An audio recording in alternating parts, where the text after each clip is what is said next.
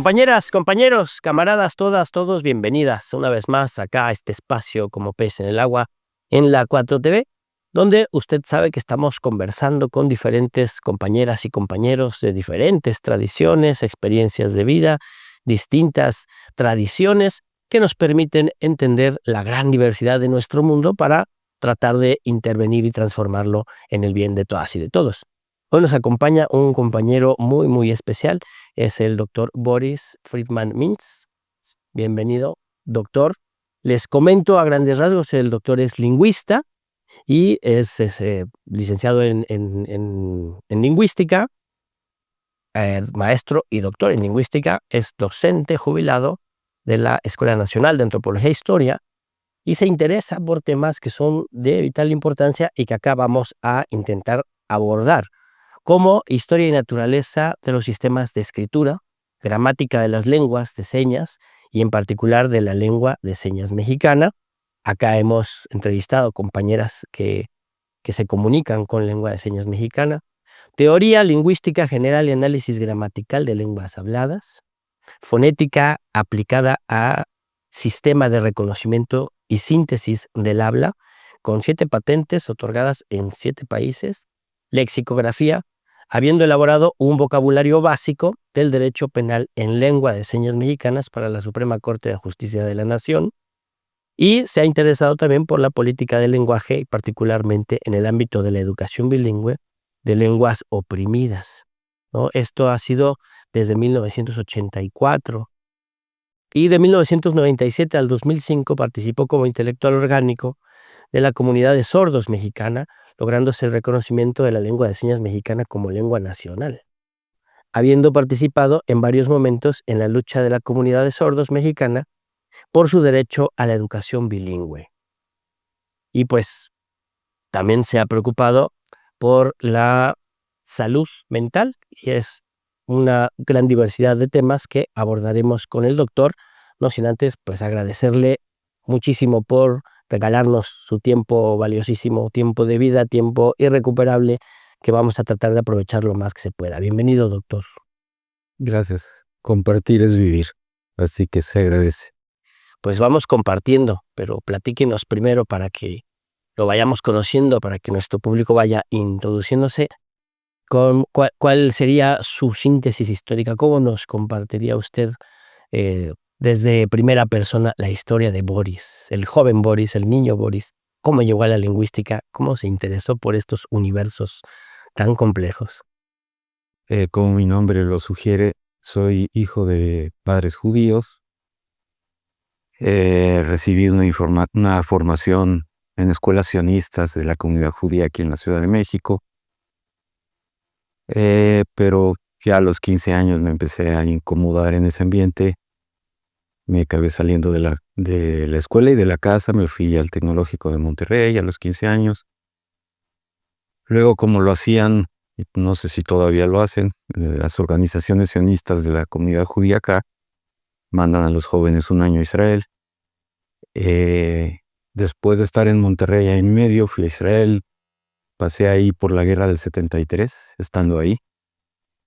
Sufrí una crisis nerviosa. Fui hospitalizado allá, luego salí. Regresé a México y básicamente mis expectativas en cuanto a lo que yo quería hacer fueron cambiando a partir de esas vivencias. Pasé de estar interesado en ingeniería a estar interesado en física matemática y rápido me fui a la antropología.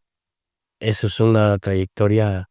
Sí, pero fue rápida. Fue rápida, o que son distancias largas, ¿no? Sí, me iba bien, estaba yo en física matemáticas en el Poli medio año. Tenía un promedio muy alto, pero sentí que no tenía que ver con todo lo que yo había vivido. Y desde que tuve la crisis en Israel, mi inquietud era qué podía hacer yo para detener esa guerra. Yo quería hacer algo. Claro. Y eso, pues, en ese contexto terminó en una crisis y en una hospitalización. Pero bueno, ya entrando a la Escuela Nacional de Antropología e Historia, después de que dejé el Politécnico, entré en contacto con la izquierda. Al poco tiempo empecé a militar en lo que eran los grupos que luego se consolidaron como partido de el PRT. Partido Revolucionario de los De Trabajadores. los trabajadores, gracias. Sí, soy un trosco de corazón. Fue el partido que juntó a todos los partidos. Exactamente, sí. Yo empecé en el GCI, el Grupo Comunista Internacionalista, es con el que empecé a militar. Ajá. Luego estuve en la campaña por ejemplo, de cuando se postuló a Rosario Ibarra de Piedra. 88. Sí. Me tocaron los años también yo compartía mi departamento con Max Mejía, no sé si lo ubican, es uno de los fundadores del movimiento gay en México. Eran los principios de los 80s. Entonces empezaba a emerger el movimiento gay, el movimiento feminista estaba tomando fuerza. Y yo estaba en ese ambiente. En ese ambiente. Dejé la licenciatura antes de concluir la tesis para irme al giro a la industria.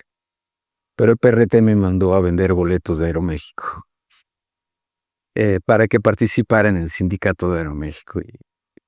Luego se descompuso el PRT y regresé a la tesis. Y al poco tiempo, mi tesis tuvo que ver precisamente fue mi primer tema.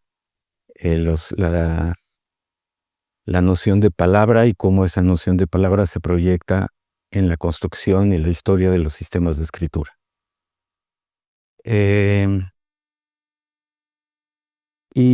Al poco tiempo de eso, una colega que sabía que yo trabajaba con sistemas de escritura me invitó a trabajar con lengua de señas, porque pensando es un lenguaje visual.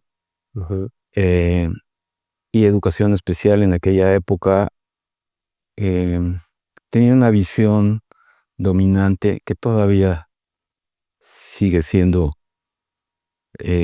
importante, de los sordos como enfermos. Así es. Del lenguaje. Entonces ella quería fortalecer intelectualmente o académicamente una visión alterna y me contactó a mí y al doctor Thomas Smith del Colegio de México para que empezamos a trabajar en la naturaleza lingüística o gramatical de la lengua de señas mexicana, que entonces no le llamaban así, se le llamaba lengua manual. Lengua manual, y era algo que popular, ¿no? No integrado al sistema educativo. No reconocido de ninguna manera, sí. Entonces los argumentos tendrían a centrarse teníamos que demostrar que era una verdadera lengua. Al poco tiempo yo llegué a la conclusión, al poco tiempo estamos hablando de un par de años, y de convivir con los sordos, de que el tema no era ese, que nadie tenía por qué demostrar que su comunicación era auténticamente humana. Exacto. Lo es un patrimonio de una colectividad. Y no era relevante lo que los lingüistas dijéramos, lo relevante era reconocerle sus derechos. Exacto. Y su integridad, su dignidad. Y entonces ahí se empezó a combinar. Yo no podía militar en la izquierda, me dediqué a militar para la comunidad. En los derechos. En los derechos de la comunidad. De una comunidad. Me sentí bien ubicado. También, pues, supongo que tenía que ver el hecho de yo me sentía un poco como minoría por este origen sionista en México, en un país católico apostólico. Se me habían enseñado hebreo, entonces tenía también esta sensación de que pasé por un hospital psiquiátrico, yo los entiendo. Sí. No es, me parecía algo digno de ser defendido. Entonces seguí trabajando en lo que era el análisis de la lengua, la gramática, el estudio. Pero ya después tuve la oportunidad con una beca de intercambio de Estados Unidos, de convivir con académicos en la Universidad de Goloder, que es una universidad de sordos. Y ahí tener contacto. Yo ya traía el gusanito de la educación bilingüe, pero ahí tuve más retroalimentación con los colegas, con mis amigos Kotli de él Robert Johnson sobre todo. Entonces regresé acá y ya desde que estaba yo estudiando la maestría empecé a jugar un papel entré en contacto con el presidente de la Federación Mexicana de Sordos y él quería que se reconociera a la comunidad de sordos como se reconoce a los indígenas. Estábamos en sintonía, digamos. Entonces yo le ayudé a argumentar esto en escrito, en papel. Los contacté con Gilberto López y Rivas cuando era la Cocopa. Sí, sí. Hubo un primer intento de modificar la Constitución donde el reconocimiento de las culturas indígenas ya estaba como parte era el cuarto constitucional, creo, parte del patrimonio cultural de la nación. Entonces, ahí le ayudé a Gilberto a redactar una propuesta para que se reformara a sabiendas de que el legislativo iba a terminar y no iba a fructificar, pero a dar un primer paso. Luego vinieron varios años hasta concluir en el 2005 de activismo militancia, donde se cruzó con el movimiento zapatista, el movimiento de la comunidad de sordos, un frente amplio de la comunidad de sordos. Y finalmente se reconoció la lengua. Había una propuesta de una ley que reivindicaba a la comunidad de sordos en términos culturales y no de discapacidad. Pero hubo ahí un regateo entre PRI y PAN para la creación de la ley de discapacidad, y en ese regateo cercenaron digamos, la naturaleza cultural de la comunidad de sordos y la metieron en una especie de Frankenstein, que fue la primera ley general de las personas con discapacidad. Todo ese margallate estuve metido. Bueno, tuve el honor.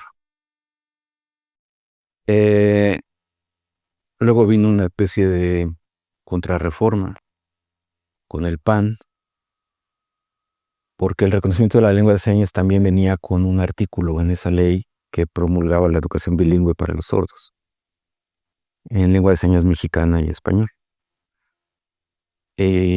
Pero el PAN, con Vázquez Mota a la cabeza, primero como secretaria de Educación Pública y luego como coordinadora, se encargaron de que fuera derogado.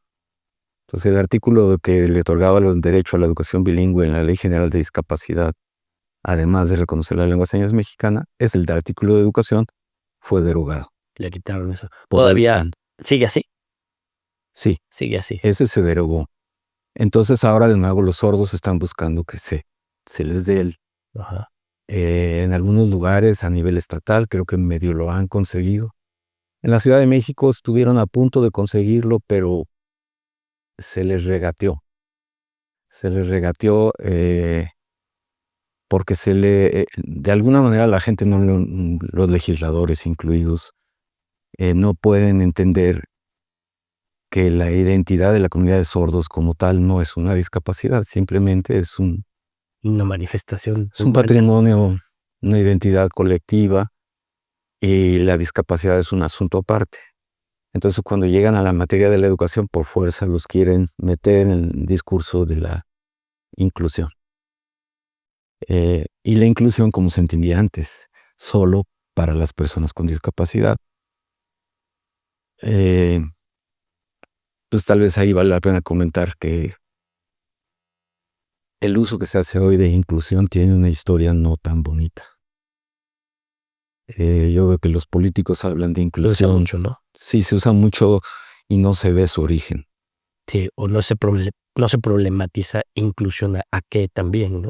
Sí. O sea, también el concepto de inclusión en realidad viene de Estados Unidos y viene de una corriente muy conservadora que piensa que todos deben hablar inglés. Exacto. Que el melting pot que Estados Unidos a todos sus inmigrantes los debe hacer hablar inglés y incorporarse a la cultura americana. Y esa misma lógica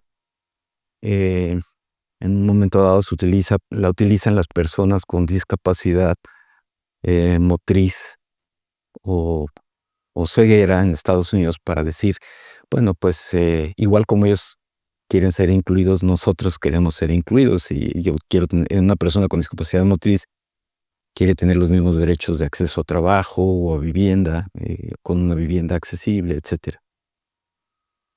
Pero no se percatan de que en el plano cultural este discurso se contrapone a la diversidad y a la educación bilingüe. Simplemente todos tenemos que ir a la misma escuela también. Así es. Así como tenemos el mismo derecho al trabajo, tenemos derecho a ir a la escuela de nuestro barrio. Cosa que ni siquiera se cumple, ¿no? En muchos casos. No se cumple porque en los hechos va acompañada de una política financiera de recorte. Se dice que la persona con discapacidad vaya a la escuela de su barrio para cerrar las escuelas que están diseñadas para ellos y ahorrar presupuestos. Entonces, al final de cuentas, las escuelas no tienen el personal capacitado o la infraestructura material para atender a los niños, pero se dice que por inclusión tienen que ir ahí. Y entonces lo que se hace es el abuso, el abandono, en muchos casos. Se reconoce la dignidad y el derecho de la persona, ¿no? Sí, y en el caso de los grupos como colectividad de la comunidad sorda, no se reconoce que un niño puede tener padres. Eso es distinto en cuanto a la comunidad de sordos. La mayor parte de los niños sordos son de padres oyentes. Pero tienen derecho a una primera lengua que les sea accesible, y esa no es necesariamente la de sus padres, sino la de la comunidad de sordos. Eso introduce un espacio donde hay siempre una lucha de poder entre los médicos que quieren reforzar la visión de corregir Está enfermo y hay que curarlo. Y entonces requiere educación especial. Y en todo caso, inclusión educativa con terapia de acompañamiento. Contra una visión de educación bilingüe. Esta es una escuela donde dos comunidades lingüísticas participan y no hay nada que ver, no tiene nada que ver con una patología ni como tal, ni con una terapia, sino con una lógica de diversidad cultural y en la convivencia en el ámbito educativo y lingüística. Entonces, el PAN y el PRI empiezan a retomar este discurso de inclusión y lo extienden hacia el movimiento indígena. Y entonces se habla de que hay que incluir a los indígenas. En la modernidad, ¿no? Sí. Entonces, muchas veces se tiene que dejar de ser indígena para ser incluido, ¿no? En el sexenio pasado, no recuerdo su nombre, pero la subdirectora creo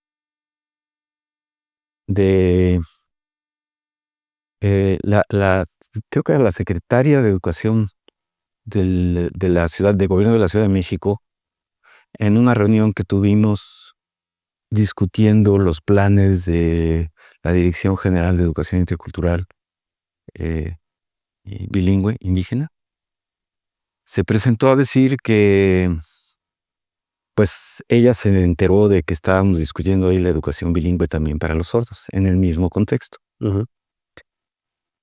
Y que ella pensaba que era un error, que los sordos se debían de incluir, como se debían de incluir a los indígenas en la Ciudad de México. Y puso un ejemplo muy ilustrativo. Dijo: los triquis en la Ciudad de México son una comunidad muy problemática.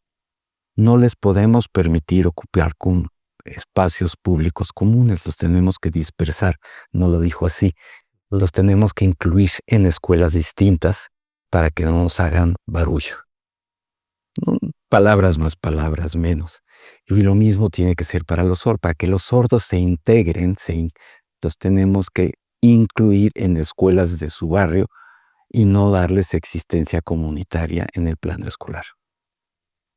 Y ahí ella claramente equiparó los objetivos de manera explícita, el lado oscuro de la inclusión, del discurso inclusivo. Mucha gente no se da cuenta de ese lado oscuro y entonces oyen hablar en el propio gobierno de la 4T, de la Ciudad de México, de la inclusión de los sordos y los indígenas en la Ciudad de México, y no se dan cuenta de de las implicaciones de lo que están diciendo. Porque normalmente estamos acostumbrados también en la vida cotidiana a pensar que, por ejemplo, en la escuela se enseña lengua, ¿no? Se dan como algunas pinceladas, ¿no?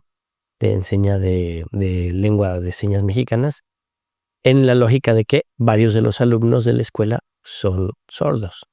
Entonces pensamos, bueno, eso hace que toda la comunidad vaya también entendiendo que hay otras lenguas que están conviviendo aquí, pero no alcanza a convertirse en una educación bilingüe, sino más bien solo es como Bueno, un gesto, ¿no? y eso además reproduce una serie de prejuicios. En primer lugar, ningún lenguaje natural se enseña en la escuela.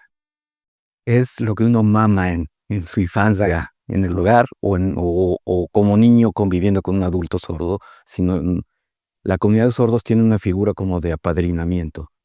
Los niños sordos de padres oyentes que se acercan a la comunidad reciben un padrino, que hace las veces de su padre para fines culturales y lingüísticos. Y ese padre no se ve a sí mismo como un profesor. Es su padre en términos de identidad. Es su rol modelo para como bebé. Y así se aprende la lengua de señas, se aprende en la convivencia, en la socialización, eh, en este nacimiento de la vida social del infante, ¿no? Del bebé. Entonces las escuelas ahí no cumplen un papel esencial, salvo por el hecho de que la escuela permite que los niños en la misma comunidad se junten. Exacto. Pero si yo no permito que los niños de la comunidad de sordos se junten en una escuela, lo que estoy haciendo es genocidio en el plano de la política educativa. A nivel cultural, digamos. A nivel cultural, a nivel lingüístico, les estoy quitando esa posibilidad, porque ellos no tienen el oído para adquirir de manera natural una lengua oral. Y ahora, el reconocimiento de la lengua mexicana de señas ya presenta ahí un avance y un problema, ¿no? Porque es una lengua que ya forma parte de las lenguas que se hablan en nuestro país, digamos, ¿no? Ya, y ahí se logró ese reconocimiento, y además los avances en el tema de la lingüística que usted ha estado mostrando, ¿no? Desarrollando ahí, nos podría comentar esos avances de la lengua de señas mexicana como lengua, ¿no? Como lengua que es pues herramienta y núcleo cultural de una comunidad de nuestro país, ¿no? De acuerdo, sí. Bueno, cerrando esta parte Sí. creo que hay dos ámbitos que vale la pena recalcar mucho de políticas públicas. Se habla mucho también de que hay que evitar que desaparezcan que mueran las lenguas indígenas, que hay que revitalizar las lenguas indígenas. Y yo a veces me encuentro muy incómodo entre los colegas cuando se habla de esto porque las lenguas no mueren, ni nacen. Son personas las que hablan. Esta noción de lengua como fetiche está demasiado enraizada. Y realmente las políticas públicas lo que deben de hacer es que las personas que hablan estas lenguas puedan vivir sus derechos y su dignidad en su lengua plenamente. A eso se deben abocar las políticas públicas del lenguaje. Y es la única política que tiene sentido para fortalecer a las comunidades lingüísticas y a las lenguas, por ende. Sí. Y eso es garantizar la interpretación en todos los ámbitos públicos que sea necesaria y garantizar la educación bilingüe. Sí, sí. En esos dos ámbitos, los gobiernos de la 4T no acaban de dar. Falta mucho. Falta mucho porque se está empezando a reconocer el derecho a la interpretación en distintos ámbitos de la ley, por ejemplo, en el plano penal. Pero resulta que ninguna institución se hace cargo ni de formar los intérpretes, ni de pagarles. Entonces, una persona que se encuentre un indígena o un sordo que se encuentre en un juicio penal puede tener serios problemas. Sí. porque nadie le va a pagar el intérprete. O si se lo pagan, no hay garantía de que esté certificado o de que no... En fin, hay una serie de... Por sí ya tiene serios problemas con el abogado, ¿no? Para tener abogado. Y luego exactamente, y sí. Entonces, por ahí yo y mi esposa hicimos una propuesta de que se creara un instituto. Le mandamos una carta a AMLO que quedó por ahí perdida, porque ya era el fin del sexenio y él nunca dijo no estoy de acuerdo, sino más bien dijo ya no puedo meterme a esto. Pero la carta pedía la creación de un instituto nacional de interpretación y tutela públicas. A lo de tutela públicas regreso después con lo de salud mental. De tal manera que igual como, o sea, existe la defensoría pública que debería de fortalecerse, existe ya la interpretación pública. El gobierno proveyera en cualquier espacio de jurídico o educativo o de salud los intérpretes a indígenas, a quien lo requiriera, sí. para que ejerza sus derechos. Entonces ese es un ámbito en que la cuarta T está fallando y la educación bilingüe también, porque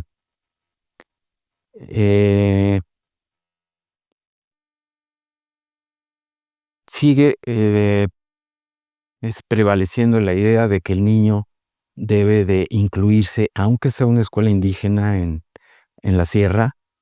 Los planes de estudio hasta hace poco decían que no podía el maestro hablarles en su lengua.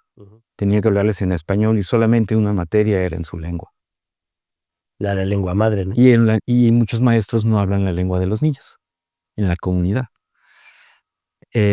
Entonces, eso con la nueva escuela mexicana se está empezando a corregir. Así es. Pero un poco de manera inercial, no porque haya, es decir, se redactaron documentos en la Dirección de Educación Intercultural Bilingüe Indígena de estrategias, pero esas estrategias en el sexenio pasado no se publicaron y no sé por qué. Que ya puntualizaban cómo hacer esto. Entonces yo siento que ahí hay una deuda que es formalizar los mecanismos de la educación bilingüe en la nueva escuela mexicana con pautas muy bien definidas, ¿no? Y bueno, reconocer que las lenguas indígenas se deben de usar para cualquier propósito, se escriban o no se escriban en el ámbito escolar. Que la escritura no es un requisito para que se les respete y se les use en cualquier ámbito. Entonces, ese es... Ahí entra la lengua de señas. Al parejo. Totalmente. Exactamente. No se escribe y sin embargo no. Bueno, ahora ya agarro esto como para engarzarme a otro tema. El tema del diccionario que elaboré para la Suprema Corte de Justicia, que tiene que ver con problemas también de lingüística, de teoría del lenguaje, o de lexicografía, por ejemplo. Que es una aplicación muy concreta en el ámbito penal, bueno, en el ámbito judicial, ¿no? Sí, pero que requería repensar lo que es un diccionario. Exacto. O un vocabulario, una obra lexicográfica, digamos. La palabra lexicografía ya lo dice. Grafía. Léxico. Sí. Entonces, claro, pero condiciona, es decir, yo quiero tener un lugar a donde tenga una referencia sobre los significados de palabras, pero el mismo término lexicografía dice que ese lugar tiene que ser escrito. El grafos. Sí. ¿Cómo puedo tener un diccionario para una lengua que no se escribe? Que en este caso era una necesidad inminente. Si tengo juicios orales y se presenta un sordo que habla lengua de señas mexicana o seña, lengua tiene que grabarse eso, tiene que haber videos, ¿no? Tiene que haber videos, pero además va a haber problemas. Entonces, interpretación. El problema es el abogado o el intérprete y el mismo sordo tienen que entender que sí, qué significan ciertos términos jurídicos y a dónde hay una obra de referencia que les sea accesible a todos ellos. ¿Cuál es la piedra roseta, no? ¿Cómo normo, cómo se llama tal concepto jurídico en un juicio? cómo lo va a traducir el intérprete, cómo se le va a explicar al actor del juicio. Y el juez. Y el juez. Y el juez como A frontera todos de los todo eso. participantes en el proceso, ¿cuál es el término que están compartiendo en ambas lenguas? Entonces, la lengua que no se escribe, ¿cómo creo una obra de referencia que sea accesible el que no escribe?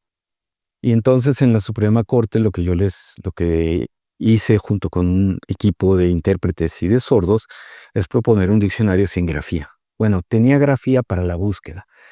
El sordo o el analfabeta que quisiera buscar una palabra pero que no me reconoce unas palabras, unas cuantas letras, puede buscarlo así. Y entonces le aparece un menú y escoge el que está buscando. Pero el usuario principal de este diccionario son los sordos, los que no escriben, a los que practican la lengua de señas mexicana. Entonces propone la entrada, propone la definición del significado y da ejemplos de uso, todo en la lengua de señas mexicana, en video. Y entonces se cambia la noción del redactor del diccionario por el que edita el video.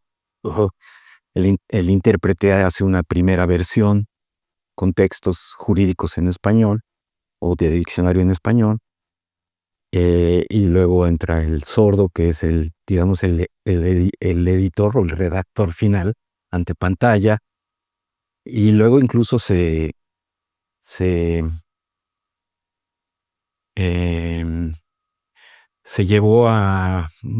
proyectó, digamos, ante distintos grupos de usuarios en la República para checar.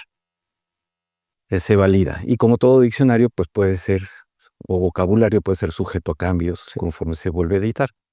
Entonces, esa fue una experiencia muy interesante porque fue muy democrático en el sentido de que son los hablantes de la lengua que no tienen formación lexicográfica, ni se les exige saber de semántica ni de lexicografía, pero que tienen que aprender los principios en el ejercicio con los intérpretes, y finalmente con un diccionario que es accesible a alguien que no tiene que escribir, no tiene que saber leer y escribir español, en este caso el discurso jurídico del español, y puede acceder a los significados en su lengua.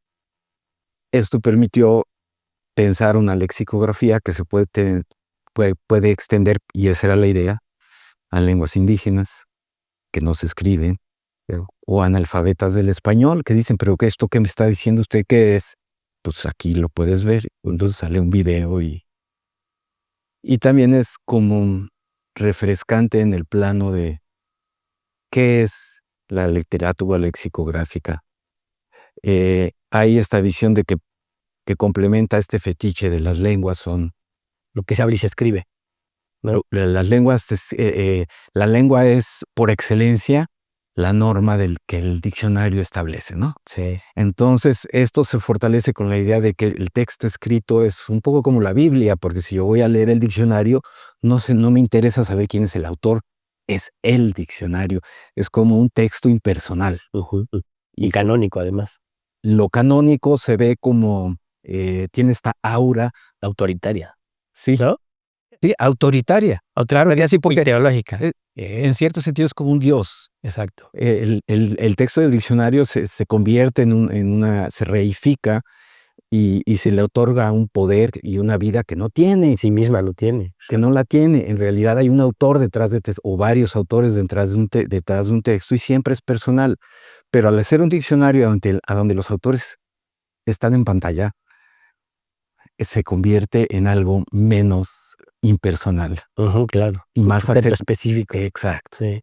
Entonces también esto puede servir no solo para el plano jurídico, sino para cualquier diccionario para un analfabeta, y puede tener además una gama de utilidades. Se sabe, por ejemplo, y con eso trato de cerrar esa parte,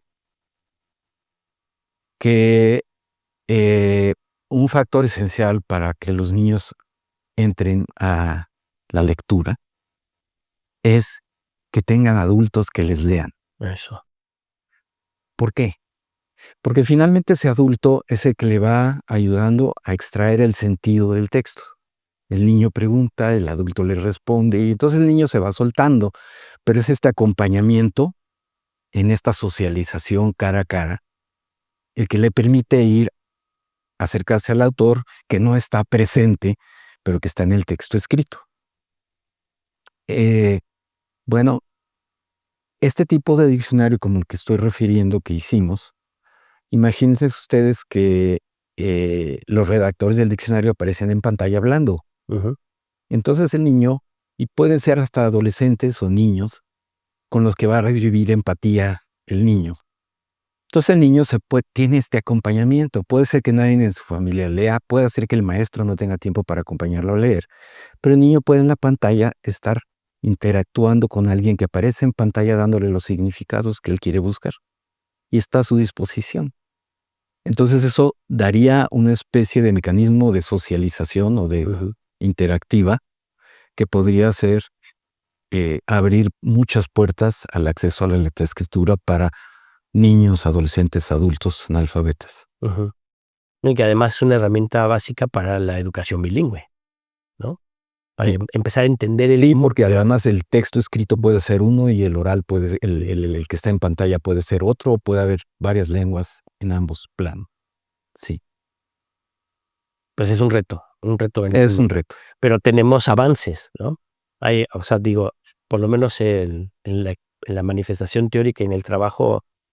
Ese diccionario está ahí, aunque los jueces lo archivaron.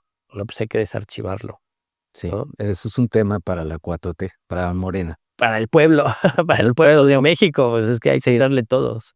Sí, ¿no? Son los mismos ministros que ahora están en la picota que... Pues va a haber cambio. Que por cuestiones de palaciegas archivaron todo esto. Claro. No, pues ahora va a haber una renovación del Poder Judicial y es una de las tareas pendientes, ¿no? Sí. Que tienen que echar a andar los nuevos ministros que lleguen a partir de la elección del 2025. Sí. Uno de los temas pendientes. Y luego está todo el avance hacia la cuestión de la salud mental. Ahí ¿cómo se comunica en tu experiencia la lingüística y la salud mental? ¿Cómo dio usted ese paso, hay una preocupación de origen, pero ahora cómo se expresa en su trabajo el tema de la salud mental? El tema de salud mental tiene que ver más con mi vida personal y política que con la lingüística. El tema de la salud mental tiene que ver con, bueno, yo pasé por una crisis, pasé por un hospital psiquiátrico, sé lo que es eso.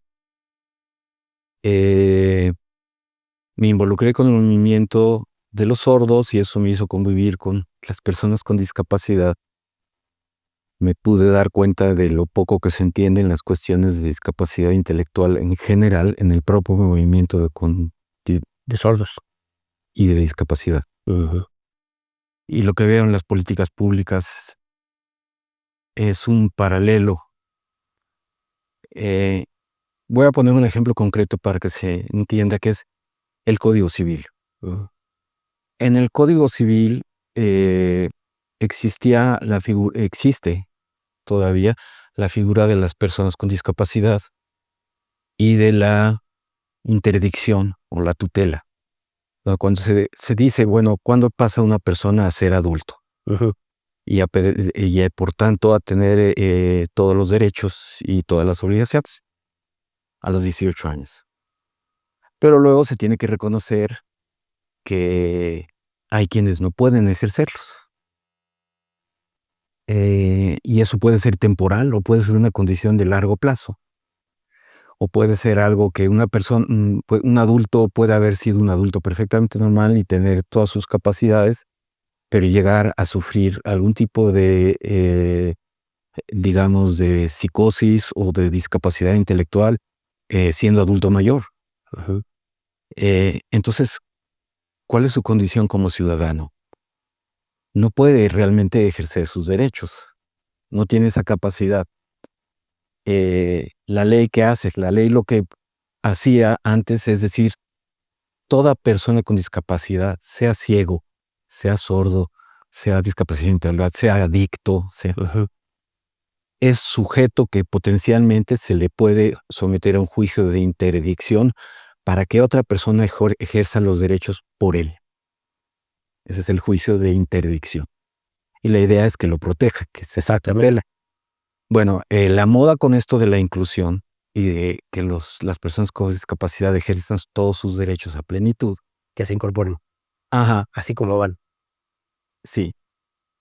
Esa se ha manipulado ese discurso al punto de decir todos los derechos para todos. Entonces, eso lo que significa es anular la interdicción. No puede haber juicios de interdicción. A nadie se le puede quitar el derecho de ejercer sus derechos o obligarlo a que alguien lo tutele. Eliminar la figura de tutela. Y entonces la pregunta queda en ¿y qué pasa con el que? Y se dice que alguien sea nombrado como su auxiliar en el nuevo Código de Procedimientos Civiles. Sí, su acompañante, ¿no? Alguien que él nombre, él diga, él me va a representar. ¿Tiene que ver esto con los acompañantes sombra, por ejemplo, esta figura? ¿O es otra figura distinta? No, eso es bueno, sombra, no sé a qué te refieres por intérprete sombra o acompañante sombra, una persona que está permanentemente atendiendo. Sí, es como mi auxiliar. El problema aquí es, se pasó de un discurso jurídico que claramente era abusivo, porque a una persona se le llamaba sordomuda y se decía que no tenía, aunque supiera lengua de señas mexicana, si no hablaba español, se le consideraba como un discapacitado como una persona con discapacidad intelectual incapaz de ejercer sus derechos. La interpretación no venía al caso, simplemente no tienes uso de palabra, no tienes razón, no tienes capacidad de razonar, de hacerte cargo de ti mismo. Entonces pasó de un extremo en el que se trataba a todas las personas con discapacidad de esa manera, ahora a decir no, todas sí, vengan para acá. De la exclusión a la inclusión. A una inclusión pero absoluta, a donde lo que se está haciendo de hecho es liberar al Estado de toda obligación de tutela y aventar toda la responsabilidad a la familia y al ámbito privado. Entonces, ¿qué pasa con una persona que sufre Alzheimer hoy día? Su familia no puede, ya digamos, tiene una serie de condiciones que no lo pueden tener en la casa, no pueden hacerse cargo de todas sus necesidades. Y si tienen los recursos, ¿qué hacen? Lo llevan a una casa hogar. Sí. Pero si no tienen los recursos, ¿qué hacen? Lo que pueden, o sea, condiciones de vida. ¿Y el Estado a dónde está? Sí. Nadie está obligado. Antes, por lo menos alguien decía, todavía en la mayor parte de los códigos civiles existe la figura de tutela, si no la acaban por derogar. Pero ahora, por ejemplo, mi suegra, en la ciudad de Colima, mi esposa es su tutora. Su hija se convirtió en su tutora. Pero tuvimos que buscarlo. Y la familia en general de mi esposa no es pudiente. Entonces tenemos una serie de problemas serios y el Estado se lava las manos. Sí, porque es un asunto privado. Exacto. ¿No? Es un asunto privado, un asunto de reconocer dignidad y derechos y atender. Sí, y por eso yo y mi esposa dijimos, debe de haber un instituto de tutela pública. Esa es la propuesta concreta. Esa es una propuesta que tiene que acompañar a lo que ahora se llama el sistema de cuidados. Exacto. Porque yo puedo tener cuidados para una persona, le puedo mandar al médico, puedo ayudarlo de N número de maneras, pero si esa persona necesita un acompañamiento para el ejercicio de sus derechos, esa persona que lo acompaña tiene que tener jurídicamente la capacidad de representarlo, de lo contrario, no se puede ejercer el derecho. No se puede ejercer y está además siempre sujeta a un potencial abuso. Exacto. Cosa que pasa en las familias. Pasa que se abuse de los adultos mayores y no hay quien los defienda. O pasa de que simplemente no saben cómo cuidarlos y acaban muriendo antes de tiempo o teniendo una vida de muy mala calidad. Sí. Porque no hay quien tenga esa tutela y diga yo asumo la responsabilidad. Entonces el Estado debería hacer esto. Claro. Incluso hemos tenido casos paradigmáticos de figuras públicas que son justamente capturados por un núcleo familiar que le niega sus derechos, ¿no? Hasta que muere el personaje, uno se entera de todo lo que pasó allí, pero lo que pasaba era justo eso, ¿no? Al ser un tema privado, se encierra y hay una serie de abusos, una serie de violaciones al derecho de la persona adulta mayor, ¿no? Justo por no tener, ahora sí que una vigilancia y un cuidado de la comunidad política, ¿no? Digamos, del Estado. El Estado, ¿no? Desde que haga valer los derechos del ciudadano cuando él no los puede hacer valer. Sí, tiene mucho que ver con el tema del Sistema Nacional de Cuidados.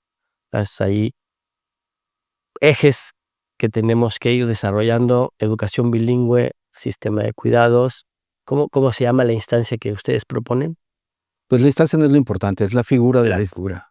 Como debe de haber intérpretes que sean eh, eh, para los casos de interpretación Ujú. pagados directamente. El gobierno federal tiene que financiar la interpretación. Interpretación pública tiene que haber. ¿Cuál institución se haga cargo? No es lo relevante. Había un instituto que decía usted, doctor, ¿cómo le decía? Propusimos un instituto de interpretación y tutela pública Eso, Interpretación y Tutela Pública es lo que se requiere. para llenar esos huecos. Alguien tiene que hacerse cargo, puede ser el Sistema Nacional de Cuidados, ¿no? Sí, Podría ser. podría ser varias instancias, podría ser bienestar, la Exacto. Secretaría del Bienestar, por decir algo. Pero tiene que ser el Estado necesariamente. No es un tema de privados, es un tema de la comunidad. Doctor Boris, Déjame agregar un punto ahí. adelante, por favor, para ir cerrando. Se está hablando mucho de prevención en el plano de la salud mental. Está bien. También se habla de el sistema de cuidados. Pero no todas las formas de salud mental, creo que hoy mismo, o ayer lo dijo Claudia Sheinbaum, dijo, no todas las formas de salud mental que se viven ya de manera crónica, de enfermedad mental o discapacidad, están ligadas a la,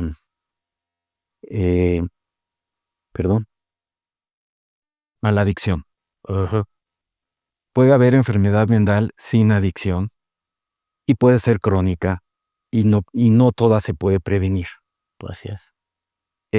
Entonces, esto se tiene que tener en mente y hay dos tipos que el código jurídico debería de considerar específicamente: discapacidad psicosocial y discapacidad intelectual severas. Cuando una persona sufre alucinaciones o no puede razonar con claridad, sea porque tiene discapacidad intelectual o tiene psicosis crónica o bipolaridad, lo que fuere, pero es severa, no puede hacerse cargo de sí misma y necesita de tutela. Esos casos debe de restringirse a esos casos la tutela, pero esa tutela la tiene que asumir el Estado para no dejarlo a si alguien en el sector privado lo hace o no lo hace o lo puede hacer, Sí. porque es la integridad y la dignidad y los derechos todos de esa persona los que están en juego, su vida. Claro. Además, eso es pues combatir la desigualdad, ¿no? Sí, Cuando esas personas quedan siempre en una situación sí, de vulnerabilidad extrema. así es. Son los indigentes Exactamente. también, muchos de los indigentes. Indigentes de familias de clases pobres o clases medias que no pudieron hacerse cargo. De todos que acababan en la calle. Sí. Doctor Boris, muchas gracias por estar con nosotros.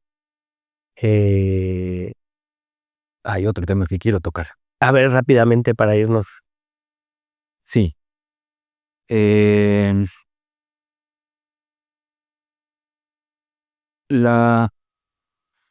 Tanto la lengua de señas mexicana como las lenguas orales, finalmente uno tiene que hacer análisis, no tanto instrumentales de cosas que no se pueden ver, que si a dónde se colocó la lengua, que si cómo estaban los dedos de la mano al hacer las señas, si estaban apretados o no apretados. Quienes usan las lenguas usan sus sentidos para comunicarse y percibir lo que otros les dice.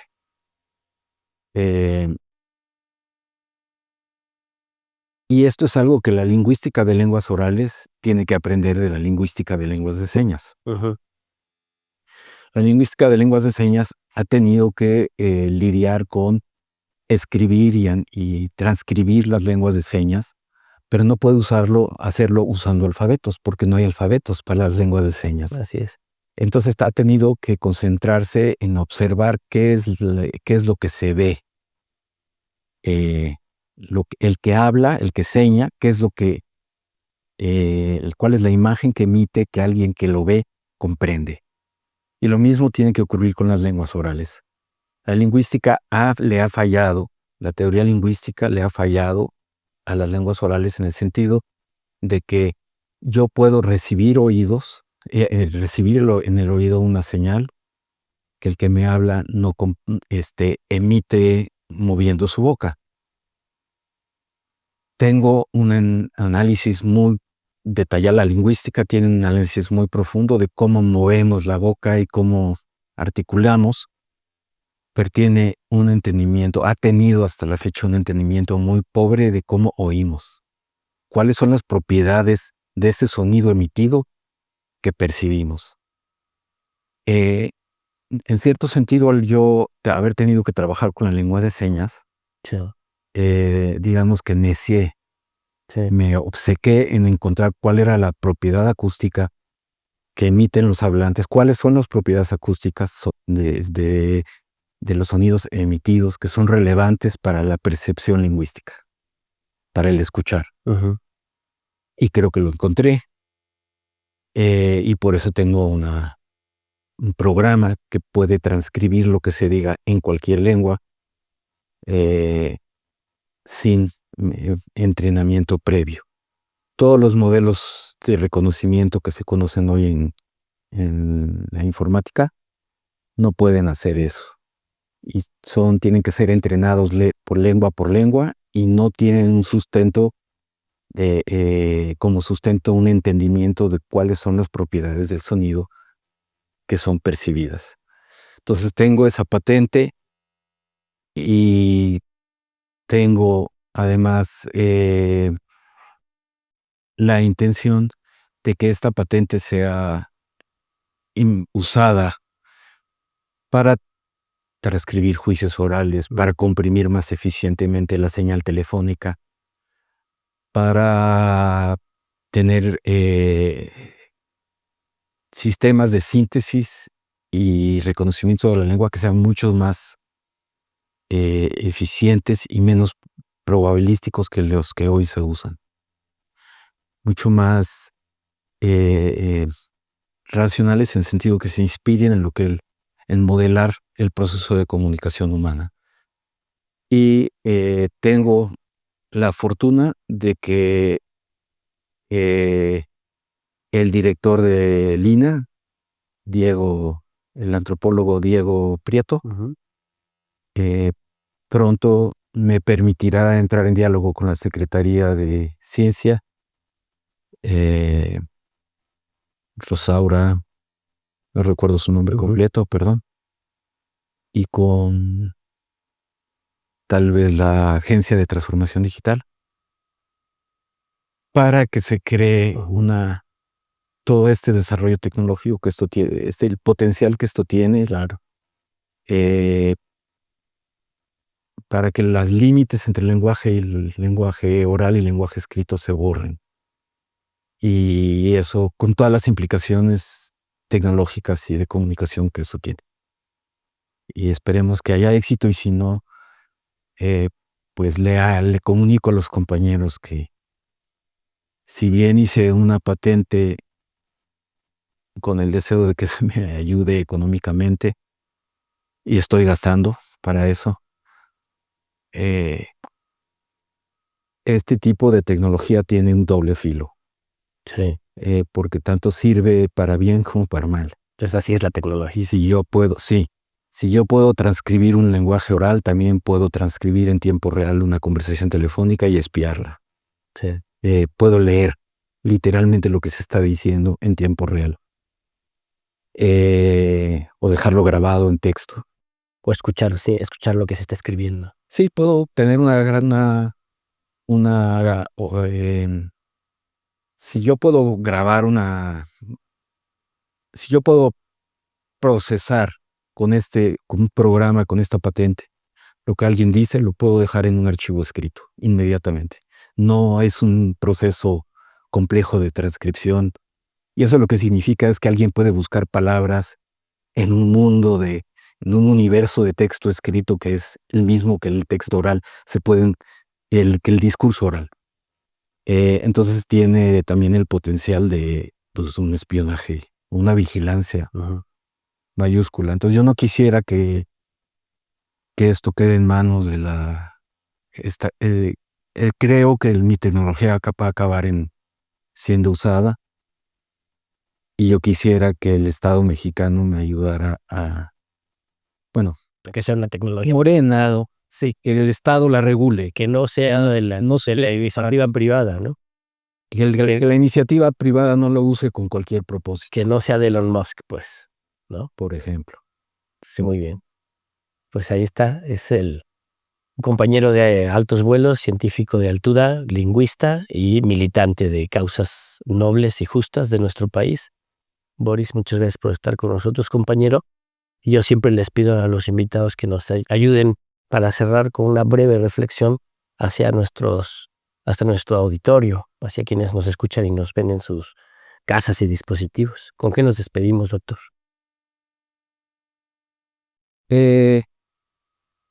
Siempre que nos encontremos con alguien que es distinto, porque habla otra lengua o porque su razonamiento no parece seguir las mismas pautas que el nuestro,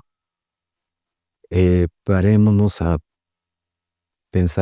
pongámonos un poquito en su lugar y peleemos por su derecho a ocupar un espacio público y satisfacer sus derechos y sus necesidades con dignidad. Claro, muchas gracias. Gracias por estar con nosotros, doctor Boris Friedman Mintz, lingüista, científico y pues ya usted lo sabe, un creativo, un inventor y un luchador por los derechos de quienes necesitan reivindicar la dignidad humana. Y pues en este país y en el mundo necesitamos eso, luchar por la dignidad humana de todas y de todos. Allá en su casita, píquele a like, comparta el enlace, siga la transmisión de la 4TV, siga todos los contenidos que acá se están desarrollando, las noticias y el análisis político e histórico, las entrevistas y los recorridos que se hacen con nuestro pueblo para escuchar qué es lo que nuestro pueblo dice. Escríbanos y pues ya sabe, indígnese por la injusticia cometida en contra de cualquier persona en cualquier parte del mundo, porque eso nos va haciendo más humanos cada vez. Hasta luego.